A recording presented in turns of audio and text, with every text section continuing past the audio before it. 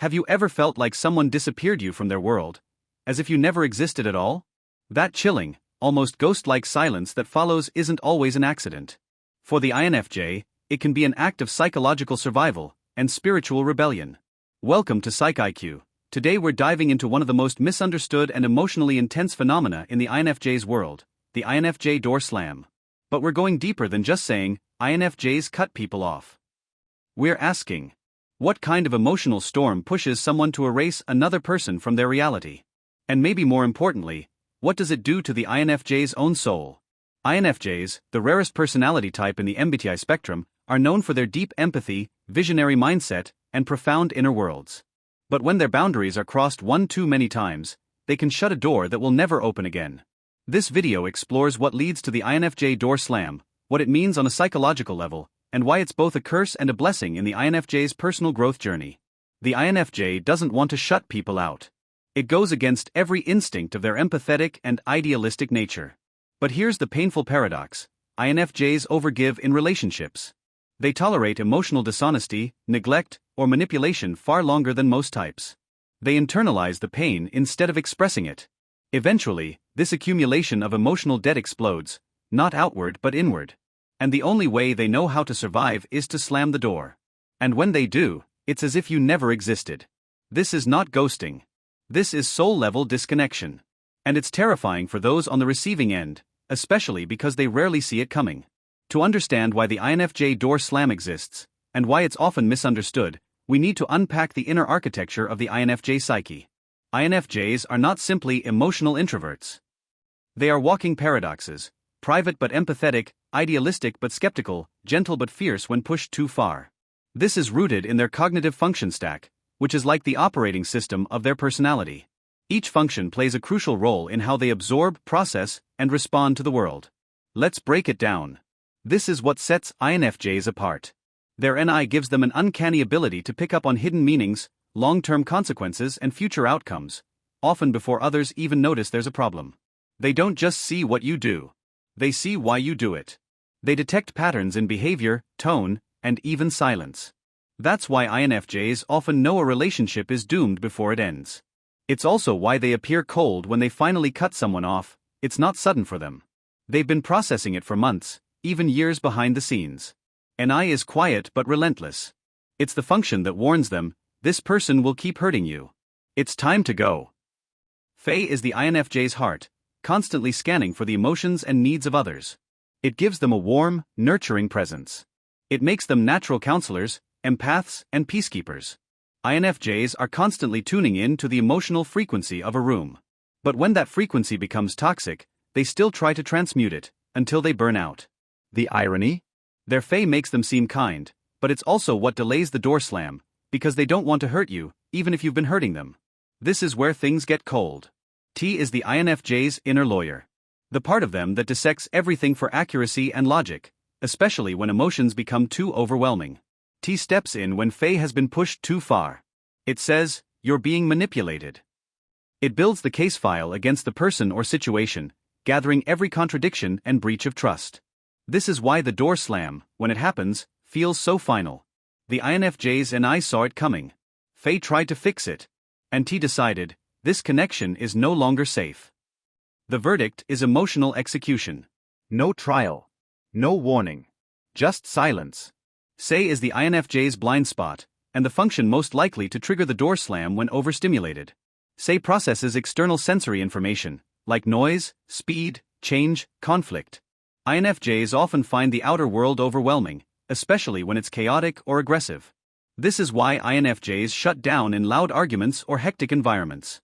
And why they sometimes need to retreat suddenly, without explanation. They're not being dramatic, they're preserving their nervous system. When Say is triggered alongside an Fae-T conflict, the result is a door slam powered by emotional exhaustion, logical validation, and sensory overwhelm. Here's the deeper truth: INFJs don't live in just one world. The door slam happens when the external world becomes incompatible with their inner truth. When someone or something violates their inner moral compass, they collapse the bridge between both worlds. The INFJ withdraws to preserve their inner integrity. It's not personal revenge. It's psychic survival. Together, This internal mechanism makes the INFJ one of the most complex personalities when it comes to conflict, boundaries, and personal growth. Understanding this blueprint allows INFJs to own their power, set healthier boundaries, and slam the door less reactively, while still honoring their emotional truth. INFJs detect emotional inconsistencies early, even if they don't act. But long-term gaslighting or guilt-tripping, that's a fast track to the door slam. INFJs value authenticity above all. If they perceive someone as fake, opportunistic, or morally misaligned, trust erodes quietly. INFJs rarely speak up at first. But if boundaries are crossed repeatedly, they'll reach a silent boiling point. INFJs often become emotional dumping grounds. When they're expected to fix others without reciprocity, resentment builds. If someone trivializes their vision, dreams, or depth, they will retreat emotionally. When it becomes a pattern, the door slams shut. Let's be clear.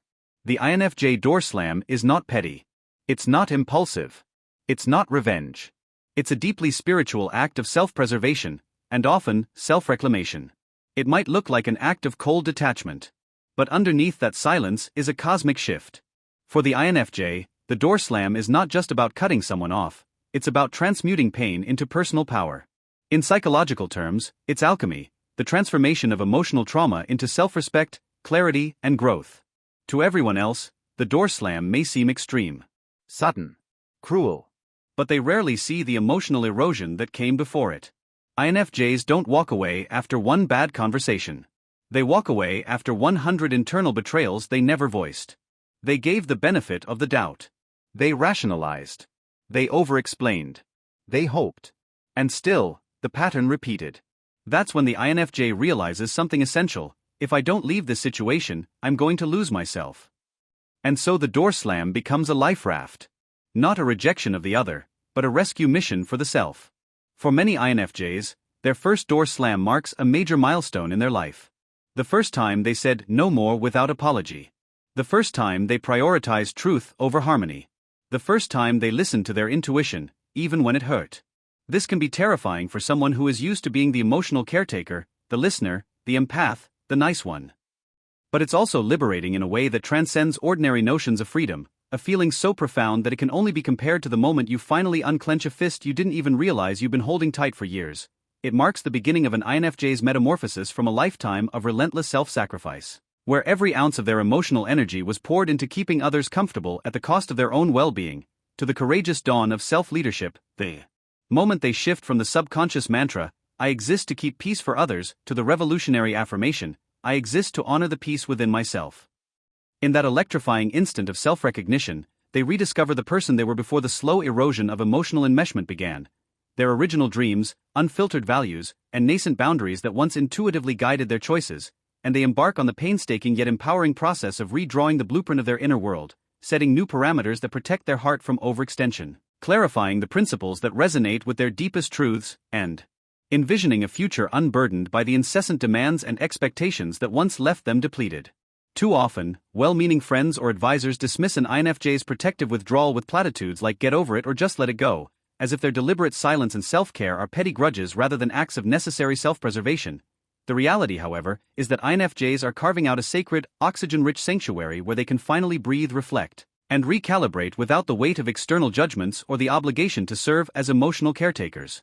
When they emerge from this inner retreat, whether it lasts a few days of deliberate solitude or stretches into weeks or months of introspective distance, they return not broken or embittered but transformed, their perceptions sharpened, their convictions fortified, their presence quieter yet more potent, not in a wounded or vengeful way but in a refined, almost sacred manner.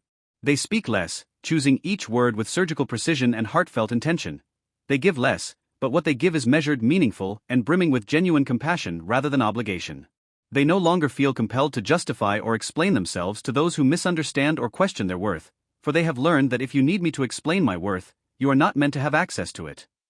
This new iteration of the INFJ does not slam doors out of fear, anger, or spite. They close them with a profound, almost reverential peace that resonates through every fiber of their being. And yet, contrary to the widespread myth that they revel in these moments of departure, INFJs actually mourn each severed connection. Each slammed door is a quiet elegy for the relationship that could not withstand the tension between their depth and the other's demands. In the aftermath, they might experience waves of grief, nostalgia, and even second-guessing, asking themselves if they were too harsh or if there was another way, but gradually they evolve in remarkable ways. They cultivate preventive boundaries that nip unhealthy dynamics in the bud rather than reacting only when the pain becomes unbearable. They recognize that true intimacy is a sacred gift reserved for those who honor it, and not everyone deserves a backstage pass to their inner world. They begin to alchemize their pain into purpose, often through journaling that gives voice to the unspoken, through art that paints the contours of their emotional landscape, or through guiding others who find themselves trapped in similar emotional minefields with empathy and wisdom born of lived experience. Critics may dismiss the INFJ door slam as immature, avoidant, or passive-aggressive, but the hard truth is that most INFJs endured years, sometimes decades, of silent forgiveness, rationalization, and invisible compromise before finally reaching this point of no return, and if self-preservation in the face of emotional abuse is deemed immature, perhaps it is the very definition of maturity to refuse to sacrifice one's soul for the comfort of others.